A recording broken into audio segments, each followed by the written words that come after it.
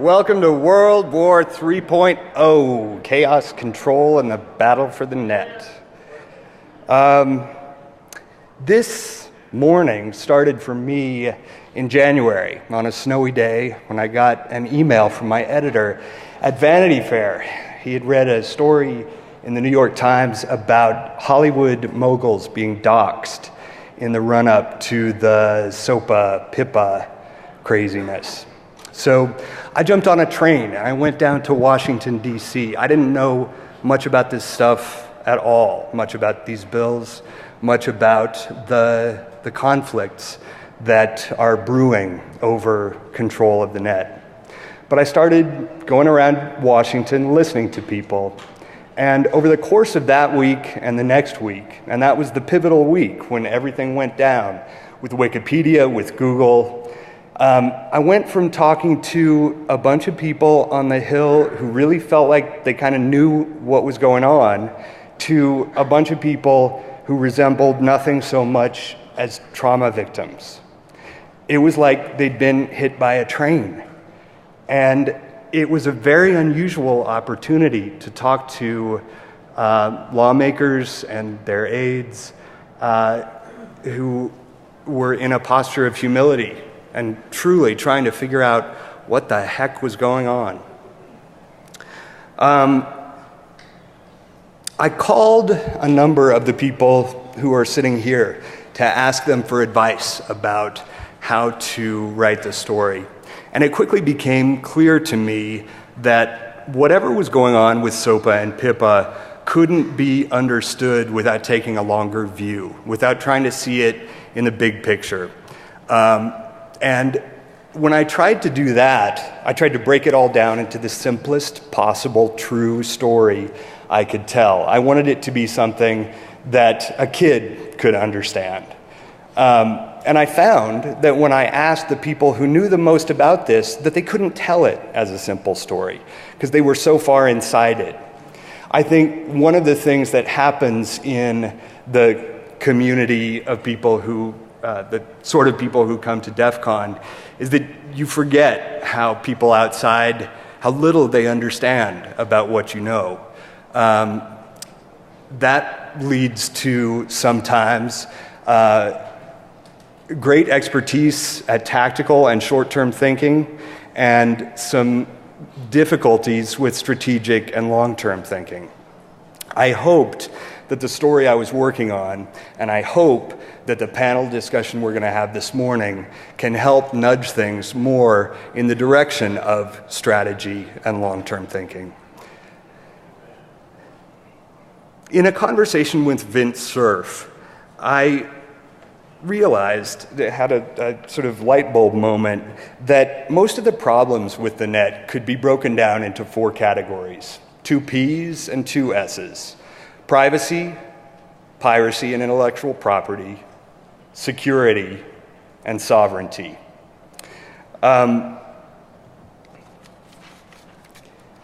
Sovereignty, because a boundaryless system flouts geography and challenges the power of nation states. Privacy, intellectual property, information wants to be free, but rights holders want to be paid and protected. Privacy, because the same anonymity that allows for creativity and dissent on the net also gives cover to criminal activity, and a lot of what we think we can do anonymously is actually possible to be tracked. And finally, security, because free access to the internet makes users vulnerable to various kinds of hacking, ranging from government surveillance to remote manipulation of industrial and military processes. The other thing that I learned after I began to be able to organize this in my head was that most of the way we tell the story of the conflicts over these four areas is either just wrong or actively unproductive, destructive of the possibility of solving the problems. We tend to talk about these issues as conflicts between a stark kind of order and disorder. That's what this design that the magazine commissioned for the story was intended to portray. They asked me what the artist should think about when he was doing this, and I said, think about Fight Club and the Federalist Papers. So order and disorder, or with apologies to Maxwell Smart, chaos and control. And that leaves out the people with the best ideas and the most pragmatic approach to these problems. People like, I believe, the ones who are sitting here with us. You probably already know all of them, but just briefly, Rod Beckstrom has been sitting at the center of the world of internet politics for many, many years. He's a serial entrepreneur. He's been a senior advisor to the Director of National Security. He wrote The Starfish and the Spider, which most of you know, and he recently stepped down as CEO of ICANN, which gives him great freedom to say all sorts of controversial and news-making things this morning.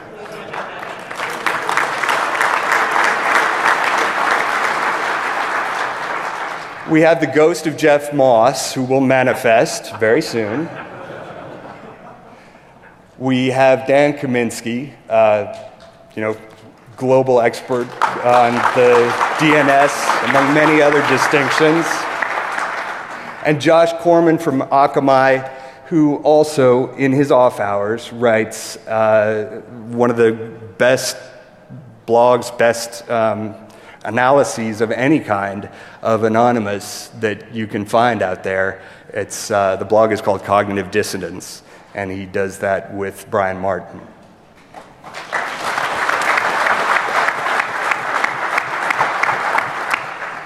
This morning we're going to talk about what organized chaos stands for, and we're going to look forward to an event that will happen in December called the WICET, the World Council on International Telecommunications. This will be a renegotiation of a 24-year-old United Nations treaty called the International Telecommunications Regulations, the ITRs. When the story came out, the feedback that I got was that many people believe it's a matter of some urgency that we figure out what organized chaos really stands for, and they see the WICET in December in Dubai as a pivotal moment in the tension between chaos and control. So Rod will frame for us some of the things that are at stake there, and the other panelists will begin to help flesh out what might be done in preparation for that. In addition to that generalized feedback, there were a number of really specific things that happened. One that were quite exciting. One was that Rod and Nico Sell and Josh Corman all independently had the idea for this panel. Josh was the one who really pushed for it to happen, and I want to thank him for that.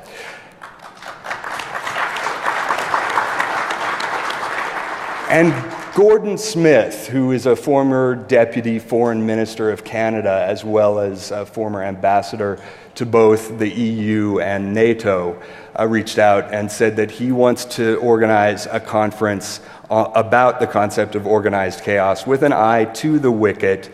A lot of folks in Washington think that the United States and its allies are not preparing well enough for this.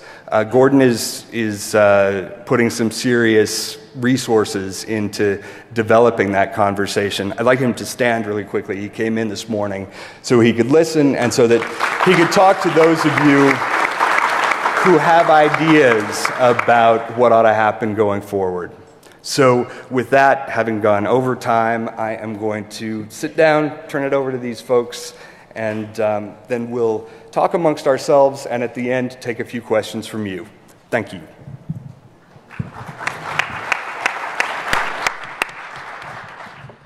Thank you, Michael, and thank all of you. And this community has enriched this global dialogue that's going on, and certainly enriched the organization I just had a chance to lead, ICANN, the Internet Corporation for Assigned Names and Numbers, which is the multi-stakeholder body that, with the global community, with many of you involved, helps to coordinate the domain name system. The Internet domain names, all Internet protocol addresses, and also publishing what we call the protocol and parameter registries of the internet. The three sets of things that make billions of devices and millions of private networks look like one place, the unique identifiers of the internet.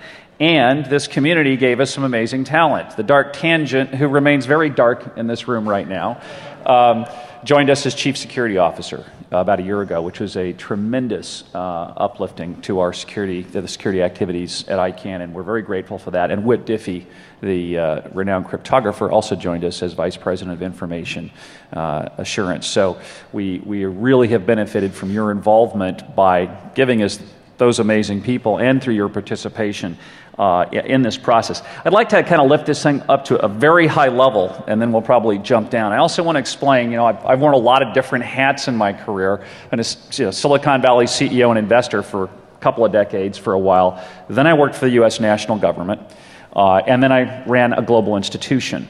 Today, I'm just going to speak from a global perspective, because I think it's important that that perspective be represented at this table, and it's a perspective that I believe in. And I think it's also in the interests of great nations, such as the one that I was fortunate to be born in. But I'll speak from a global perspective and talk about this system, where we are, and places it might go, because none of us know where this is going.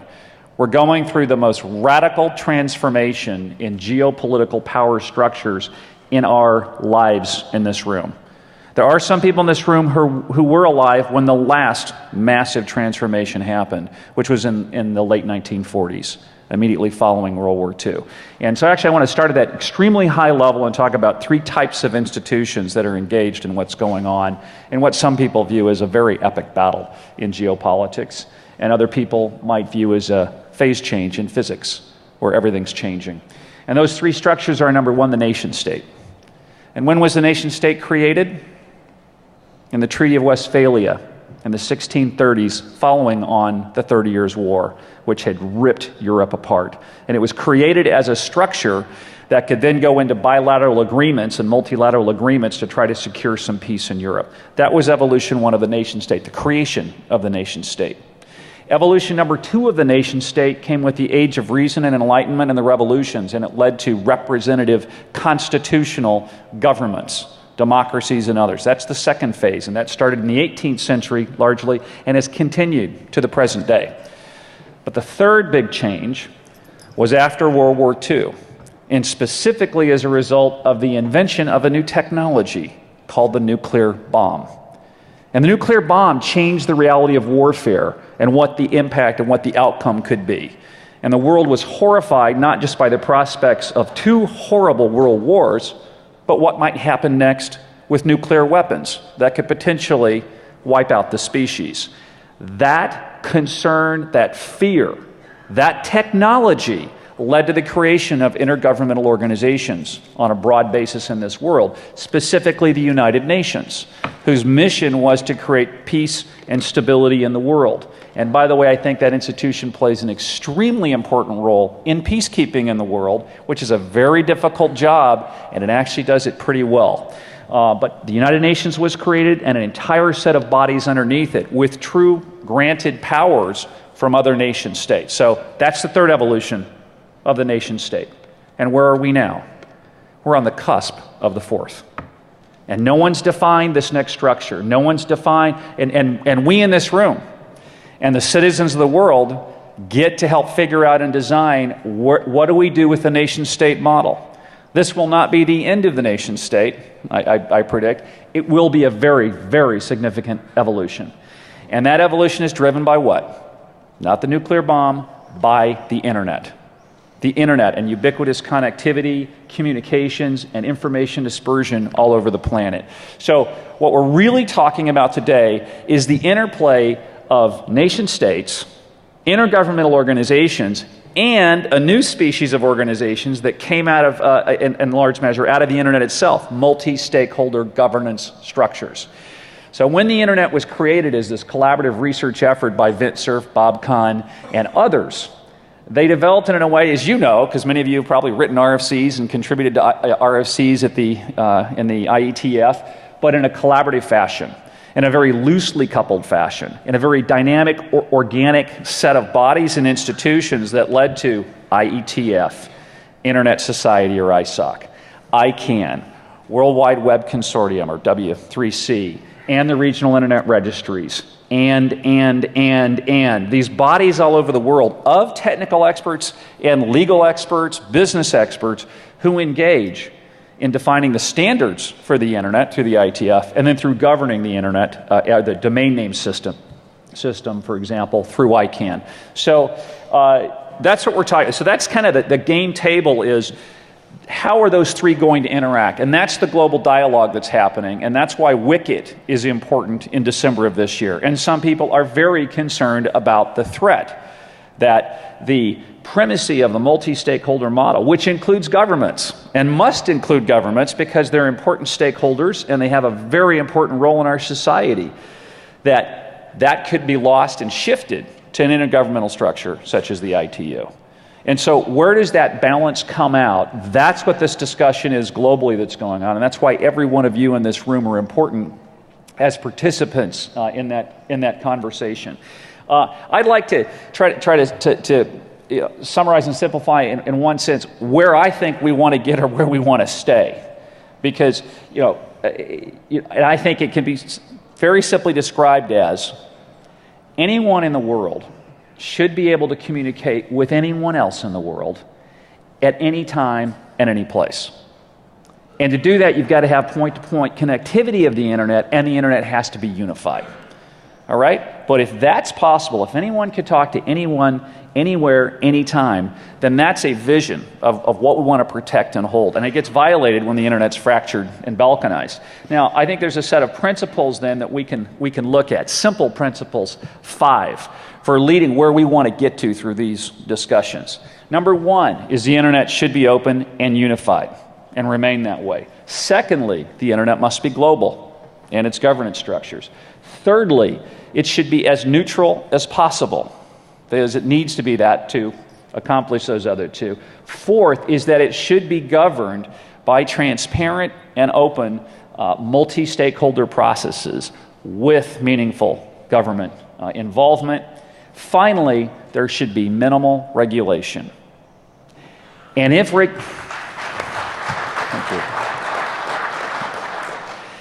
regulation is going to be proposed and introduced, it should first have to stand up to a burden of proof that it's going to add net value to the overall system. It's not enough to say, oh, we see a problem, oh, we need more rules, we need more legislation, let's go fix that. Because the secondary and tertiary effects are often far worse than what the system was trying to fix in the first place. And that's what and that's what the citizens of the world told politicians when they proposed SOPA and PIPA and ACTA. And so the politicians of the world are on alert now. As Michael described, they were traumatized after what happened in January in DC. That's part of ushering in this new world. But again, our goal should not be to tear down governments. Our goal, because we're a part of governments, and we're part of this community, we're part of many communities. How do we make them better? How do we reboot? How do we evolve bottoms up by making them better decentralized governance and more flexible and more responsive to meeting the needs of citizens, more accountable and more transparent, which many people in this room contribute to, and that's a very important part of the process. So, in summary, I think that's a high-level view. Is we've got to think about where do we take the nation state, how do these three players interact, and what we can all do is two things: strengthen the multi-stakeholder model, and then keep expressing the views that we should not move the coordination of the internet from the multi-stakeholder model that includes all voices to a process that only includes one. Thank you.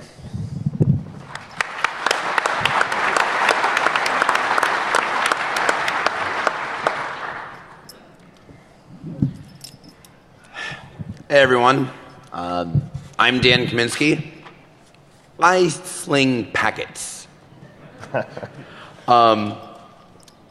Which meant when I started going out to Washington to go talk to politicians about SOPA, it was a rather interesting experience. It was a predicted experience. I was actually told maybe 200 feet out there, Dan, you've now done enough. You're going to be going from a hacker to a statesman. I'm like, dude, I'm going to write more code. Nope, it was right. A really interesting thing that's happened. If you read a lot of science fiction, there's this great quote, we thought we'd have a revolution in energy. What we got was a revolution in information. It's not merely that everybody should be able to communicate with everybody else at any time. It's that people actually want to. That is surprising. Geography has historically been this incredible filter on who interacted with who. I remember the first time I got on the internet, it was like early 90s, and I had like an hour conversation with someone, and I find out he's in Finland. Magic! Oh my God! And it really is, it's not just a reconfiguration of government, it's a reconfiguration of human social behavior that genuinely everything else is trying to figure out. This stuff from Michael earlier about privacy, piracy, security, and sovereignty. You know, you hear these things and you're like, oh yeah, whatever, it's another, framework that someone thought up. No, this is actually really interesting. Because when you look at the various forces trying to reconfigure the internet, you see two things. One, they tend to come from one of these four dimensions, privacy, piracy, security, and sovereignty. And two, sometimes they ally and sometimes they're wildly opposed. In fact, in all combinations are there. Privacy and piracy are, right on board for control of personal data. Is our privacy and security aligned? Well, it depends. In one sense, there's this whole question of information disclosure. Privacy and privacy and security want information disclosure to be controlled. On the other hand, security would very much like to be able to attribute bad guys, find out who they are and go after them, a thing that sovereignty wants. But privacy is like, wait, we want anonymity. So you have this really interesting thing when you actually draw out the graph. Each of these interests that are trying to reconfigure the net sometimes are totally allied, sometimes are totally separate. But there's a fifth group that's missing from this conversation. And this is the group that's actually in charge, and that's reliability. This is the golden goose, and nobody wants to cook it. It turns out most technology sucks.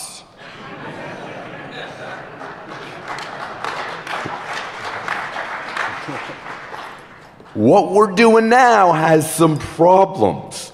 But if you want to understand the core root of the conservatism in changing things, it's most alternatives will fail immediately, and not only will, have repeatedly. What we call the internet today is what the nerds decided to use because that was the thing that didn't go down all the time.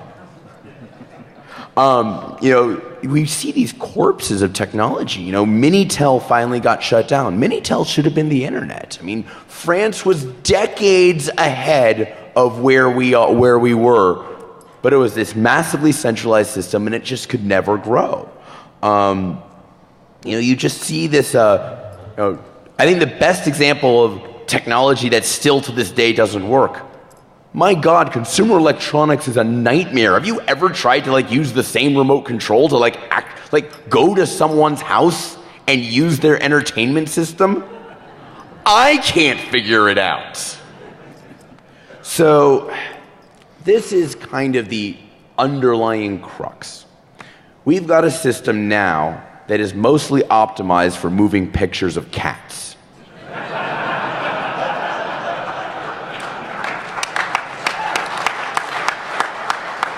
It's very good at it. We'd like it to do more, and it will do more. We are really starting to get some progress. DNSSEC's a big deal. We can do a lot of crazy stuff with security now that has been impossible. Things will get better, but be aware as we go ahead and re-engineer and re-architect, there's a lot of forces that they're not about reliability, and because of that, they're dangerous. So that's what I got to say.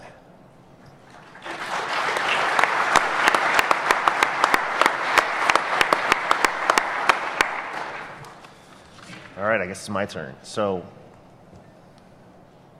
I'm finding the further I get into the hacker community, the more I'm going back to my once useless philosophy degree. But, I think my entree into this was Jericho, Brian Martin, and I did a panel here 1 year ago on Whoever Fights Monsters, and we really looked at Anonymous and the rise of Anonymous, or the rise of the chaotic actors, as of consequence. A lot of the things we do, most of us get into security because we like to break things, because we like to solve problems, because it's profitable. A lot of us are very talented in this DefCon community, but it started making sense that now this was where hacking and whether they're good at it or not, regardless of your opinion, we saw the id unleashed. We saw people expressing themselves via technology, via hacking, even if low level, in a new way, and we thought that this was pretty important. So maybe as a student of history, people don't really know who the Black Hand was or what they did or why they mattered. Certainly not at the time, but the Black Hand was a little group. I don't even remember what they completely stood for, but they assassinated Archduke Ferdinand, which set the world on fire and is largely credited for starting World War I. Now, why the heck did that happen? It wasn't that assassinating one dude was going to start World War. It's that there was tremendous entanglement and tension and unrest in Europe. And that was the arbitrary spark that lit the world on fire. It would have been something else. And it felt to a few of us that, this chaotic activity, the state of the world, joblessness, distrust in government, following Europe, following the American empire, it felt like we were watching history. And maybe this time, instead of reacting to it, perhaps we can get in front of it. So a lot of people are dismissive about Anonymous, but our pursuit of trying to, for the following year, we did a blog series called Building a Better Anonymous. And by talking about all the ways in which such an activist group could be more principled, could be more focused, could be more potent for their own purposes and their own interests, but also to reduce collateral damage, we felt we had to start engaging and getting people talking. I mean, you might remember a year ago, if you talked about Anon, they punished you. I mean, they destroyed Aaron Barr. And even some of the ones that claimed they were free speech were attacking journalists like Brian Krebs. So we really wanted to confront this, not because it was cool or sexy, because it was actually risky, but because it was important. So how do we get to the ITU? Well, if you pay attention to what angers and infuriates Anon, it's things like SOPA, right? And you know what? It kind of angers and infuriates most of us. And I probably should have prefaced that I'm speaking as an individual citizen. My opinions are not reflective of my employers. But essentially, there's this false dichotomy, and I think Michael's article really did a beautiful job with this, which is maybe it's a little oversimplified to say the tension between chaos and control. But there's this great Commander X quote. He said, "Given the choice between tyranny and chaos, I will choose chaos." And what occurred to us is, but don't you see that one fuels the other? And we saw this escalating tension, right? Michael asked me in my dining room, he said, so don't you think some of these attempts and these technologies are going to give more control and fix some of these security issues? And I said, no. I mean, this is our hacker posse. We are the hacker ruling class, right? We don't exercise our might very much. Remember when the Great Firewall of China went up? What did the CDC do? They poked through, right? There's a crack in everything. I said, I'm not so much concerned that I said the attempts to control the internet are foolish. They're impossible. I mean, I echo a lot of what Rod says. I said, my concern with Anonymous isn't that they're going to, take over the world. It's that I'm afraid they're going to scare policymakers into being stupid enough to try to control the internet. So really what we wanted to find was what's that beautiful balance point, okay? So if you don't know what Chaos Monkey is, Netflix came up with Chaos Monkey, and in their AWS slices, it's at all times introducing faults and failures. And because of it, because it's kept them honest and vibrant, they were the only web service that was up and running after the April 21st or 24th outage. And it's my belief that a little bit of chaos is a beautiful and vital and necessary thing. But too much chaos can undo rights and freedoms and liberties and stability that it took us hundreds of years in blood and treasure to win. So I want us to be the force of organized chaos. I want us to say when we see threats foreign or domestic to our way of life and the things that we care about, that we need to be a balancing effect and to temper that. And that might mean overzealous, reckless lulsec types that are scaring people into making stupid policy decisions. And it may also be making sure we have hackers and packet guys testifying to Congress to make sure they don't help the bad guys with silly proposed legislation. So we've been fairly passive, and we've been passengers in this, and we tend to think about, the thing we're trying to crack or the protocol we're trying to fuzz. And I want you guys to start realizing that, I'm hoping that you can realize that we are potentially that ruling class. We can keep the internet just the way we want it, but we're either going to be a force of destabilization or a force of that chaotic order and balance. I don't know what the balance is, but I know that too few of us are thinking about the social impact. How does hacking and cyber affect our lives? I just said cyber. I have to drink. But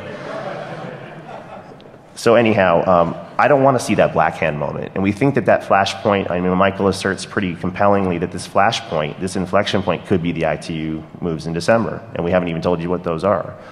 I think it could be something else. It could be the London Olympic Games. There's a lot of physical surveillance, a lot of physical security. People feel spied upon. You have a lot of people that are angry and jobless. It could be the RNC and DNC protests that are talking about bringing Molotov cocktails on both sides. So I don't know about you, but my country doesn't resemble what it used to a few years ago, right? We have very high jobless rates, very angry people. And the disturbing turn is that instead of looking to fix their system, people are increasingly leaving it and working outside of it.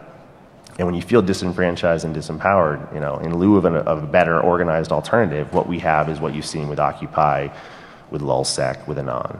So we wanted to at least frame that you can't be passengers. No one's going to save us. So one of the things Michael and I, had a very honest phone call about was we were looking for who the grown-ups are. Like, who's in charge? Who's paying attention? Who's figured out how big a deal this is? And there are no grown-ups. It should scare the bejesus out of you, but you are the grown-ups. So, suckers.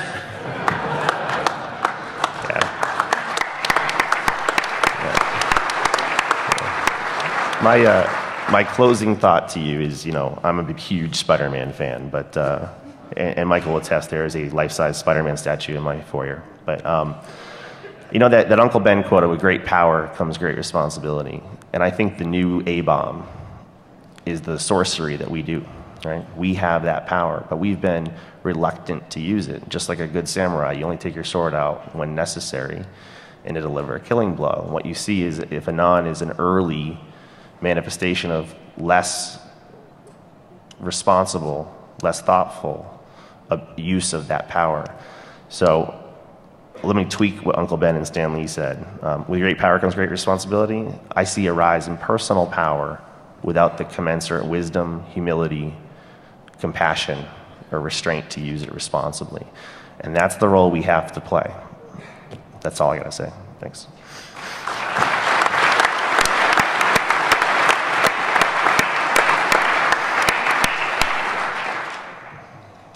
Josh went to the trouble of making these slides for us, and I completely forgot to use them. So here's one that has our contact information, which I'll put up as I ask the first question to Rod. I wonder if you could tell us a little bit about the details of what exactly is being proposed for the Wicket, how it could change our use of the internet, our lives on the internet. And I wonder if you could then also address the question of what might be the role for this audience, or the variety of roles that people in this audience could use to get involved and be part of that discussion. Josh just talked about galvanizing as a force of balance or a force of destabilization. And I wonder, having been inside the system to the extent that you were, what you see as the role for those outside. Sure. I'm going to borrow this microphone for a second. So there's a number of different categories of proposed potential changes. ITU, in some ways, as it has 193 governments as members, the proposals tend to come up through the regional councils, and then percolate up and then get considered at fora such as Wicket. Probably the most concerning broad-based potential move is to redefine what the ITU does overall. So the ITU was created to help connect telegraph systems in the 1860s. And then it evolved to cover the telephone system. And then the telephone led to telecommunications. And so the ITU was created in the analog era. And incidentally, I want to note that the ITU, I think, does an excellent job of global spectrum allocation, which is one of those processes they run, which is very important. And there's sort of no controversy about spectrum allocation, but some of the proposals right now is to redefine their scope and mission to handle ICT, or information and communication technologies. Now that may sound harmless, but when you think about what ICT represents, it's computers, it's databases, it's cloud computing. It can be defined as that cybersecurity, et cetera. So there's a potential proposal by some members or desire to fundamentally expand the scope very dramatically that could affect many aspects of the internet, number one. Number two, there's some subtle things such as terms like enhanced cooperation, about wanting to create enhanced cooperation. Now those are two words. It sounds nice, right? Enhanced cooperation. What it really means is moving the multi-stakeholder dialogue into a governmental forum where the other stakeholders sit in chairs and listen and don't get a chance to speak, potentially. And then there's a lot of small proposals in different places about whether it's they get involved in allocating internet addresses or involved in country code, what we call country code top-level domain operations around the world. So there's a lot of different discussions. ITU as a body is the global international governmental organization. It's important, it's valued, but the multi-stakeholder community, and by the way, ICANN is so open, an ITU member sat on our board as an observer when I served as CEO for a year. They're a member of our governmental advisory committee. They're allowed to participate in any and every process that we have as a community. And so ICANN's extremely open. That's not always reciprocated. So, and by the way, I have respect for ITU. It has an important role, but like any institution, it needs to have its role, which is defined and different, and ICANN and the multi-stakeholder community groups are really the ones that have created the internet and helped to drive it forward. So that would be my high-level summary. And what can people in the room do? Communicate to your leaders, communicate to whether it's your representatives or your diplomats to other countries. Make it clear if you believe the internet should be governed by the global community in a multi-stakeholder fashion, make that clear and make your voices strongly heard. Let me, just to feisty it up a little bit. I mean, I didn't learn about it at ITU from my congressman. I didn't learn about it from the news. I learned about it from some really justifiably angry anons because they view this as an existential threat to a free and open internet. They think this is going to increase censorship. It's going to increase surveillance. It's going to allow more oppressive regimes to do more stuff so we don't have an internet but lots of little zones. It's a threat to Skype. It's a threat to VPNs. It's a threat to Toring. So what are the top three fears that people have that will come as a result of this meeting? Can you summarize the top two or three? I think you pretty much just nailed them, I think you hit them. So, I mean, that's the concern. It's that, and we talk about transparency and the need for transparency, and Anon's furious, justifiably, because it's been the opposite of transparent. It's been opaque. I can't figure out what to read and educate myself on. There's very little unless you're the one delegate from the one country model. So it's been very opaque, and it has such an impact on what we care about that it's very troubling. This is why there's a hornet's nest, and I believe right after this happened, that's why we think it's a flashpoint. That's when it hits the fan. So a lot of you couldn't spell ITU until we brought it up today. So we're really hoping to put a lot of eyeballs and a lot of hackers on this. To the point about communicating with your leaders that Rod made, as well as the one that Josh made earlier about the fear that he has that folks are going to be stupid enough to scare lawmakers into locking down control. I wanted to add an observation that I made about the time that I was spending with people in Washington in that pivotal week, which is that we also need to be, it's important in the approach to this conversation also to avoid the possibility of scaring them into complete inaction, because when they became trauma victims, what I found was that they were afraid to say anything, that the tone of the debate or the tone of the outcry over SOPA and PIPA was so overwhelming, and they were so shamed by their own ignorance that they felt they couldn't even have a conversation. They felt they couldn't ask a question. And that's a really frightening situation. So I do want to say one very important thing. I'm actually a believer in democracy now. I had this great conversation. I'm in this, talking to the senator's staff, and they say, "Oh, do you know anyone from the senator's state who knows anything about this issue?" I'm like, "I happen to. Would you like to talk to a constituent?" They're like, "No, that won't be necessary. We've received 16,000 messages from our constituents." So, absolutely, guys, go talk to the local staff. Go talk to your local people. Like, it's a big freaking deal. I cannot even emphasize how much surprise there was about the level of really high quality, well-reasoned communication that came from the open nerd community to Congress. We actually were heard. It was kind of cool.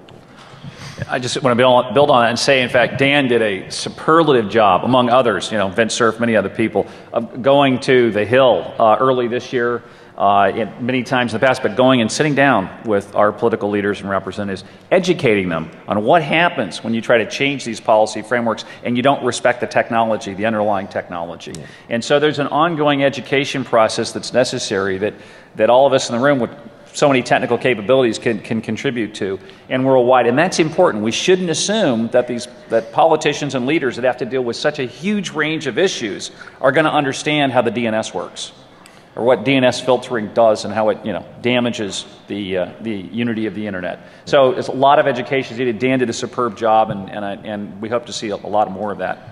Yeah.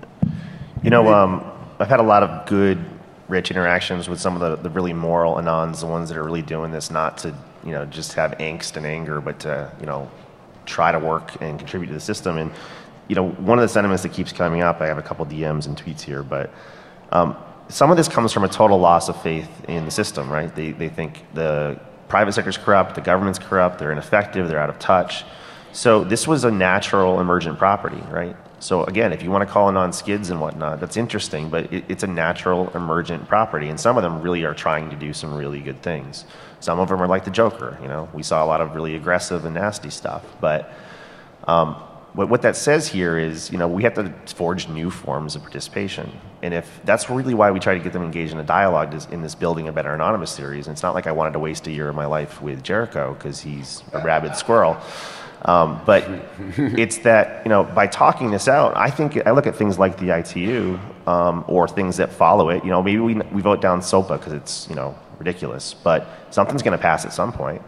And the question is, is the emergence of something like Anon, which might be low barrier to entry and low upper bounds impact, a good blueprint and template for what a better one could look like. I'm not sure the existing Anon is up for the job of the fallout of the ITU. But I know this room could be. And I'm not going to try to be a commercial for this, but there's going to be an excellent panel on Anonymous in this room at 5 o'clock. Come. I don't care if you think it's dismissive. Come and hear it out, because there's some people that genuinely want to make the world better. They're trying to fight for anti-censorship, anti-corruption, anti-surveillance. These are things we kind of care about. So don't judge them, mentor them. And then later tonight, there's also in the same room the We Are Legion documentary, which is fantastic. It's probably the most compelling narrative of how it emerged and what's been driving and fueling it. And it's funny as hell too. But this is probably not something you want to dismiss as skiddies. This is probably something that's finally high time to educate yourself on and get involved in, because the idea and the emergence is necessary. It's just not fully formed yet. I guess I realized last night I'm an activist. And I think a lot of you are too. I just want to be responsible and effective about that. We've got a few minutes left. Does anybody have any questions? One in the front.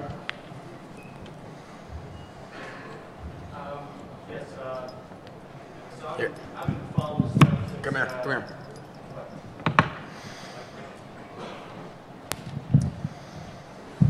So I agree with everything you guys, violently agree with everything you guys said, and the importance of actually contacting your, whether they're your lawmakers, whatever, writing a good letter really pays off. I wrote UPC a million years ago, wrote a bunch of TCP/IP stacks, so I'm a real geek, and I'd rather code and I'd rather do stuff like that. But one of the questions I'd like to ask the panelists, and I've also been part of this in a lot of the dark back rooms, some of the ITU stuff where I've actually been threatened by some of the people there, and it's clear that from the very low level of this, it's a battle. And make no mistake, it's just a fight. Some of these people, the ITU is feeling irrelevance, feeling like they might be sidelined. But I've heard also some people say that maybe the ITU is a check. So they're one group trying to take control.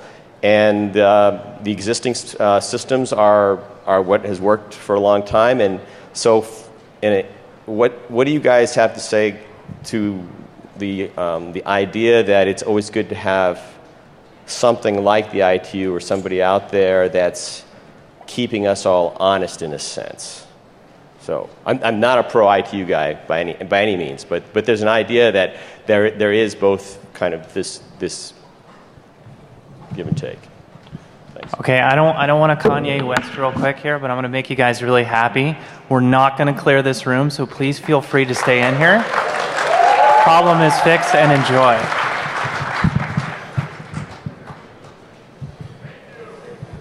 Just a quick response to what Rick said. And by the way, Rick Lamb led the DNSSEC key signing effort and the whole key signing process development for ICANN, which was an amazing global collaborative effort and has been successful in bringing crypto into the root of the internet. So thank you for that, Rick. And I think, and Rick, I actually want to make clear too, as I said, the ITU has an important role, and personally I had very good dialogues and cooperation with the ITU leadership and organization. But what we're talking about here is scope and roles of organizations and how the internet should really be coordinated in its evolution. So it is an extremely important process. Michael, back to you. I'd just like to say, has anyone here ever read an ITU spec? I'm so sorry. I tried. That alone is its own answer. No, but on a very serious basis, like the status quo we have right now, for all of its warts, has a really powerful free speech, open communication, open governance model. And when I think of those three things, I don't really think ITU. So that's where I come from. Another question right there. Perfect. There you go. So this is a very political question. When SOAP and PIPA came up, I spoke with, I'm a Silicon Valley girl, so I spoke with my Pelosi, Boxer, and my state, my House rep. Both Pelosi and Boxer lied to us about their involvement, or their staff lied, writing letters and stuff afterwards, so I am, for the first time, very unconfident in my ability to get the information. And I can hear from you that it was out of fear, probably, because they were so overwhelmed and such like that. But how do you really get through to these folks, and how do you make a change on that level? I can give you one piece of information, which is none of them realized how powerful we were. They didn't realize this self-organizing thing was going to happen, and it totally did. They also didn't realize that there was any sort of, from the perspective of all the Congress people that I spoke to, this was really just seen as a bipartisan jobs bill. Everyone's on the same side. What could go wrong? And the idea that anything could happen to security or freedom or the ability to make websites, it just wasn't on their radar until right at the end. And then, oh my God, it was. We're going to take questions across the hall for the next hour, so if anybody wants to come over, please do. Thank you very much. Thank you.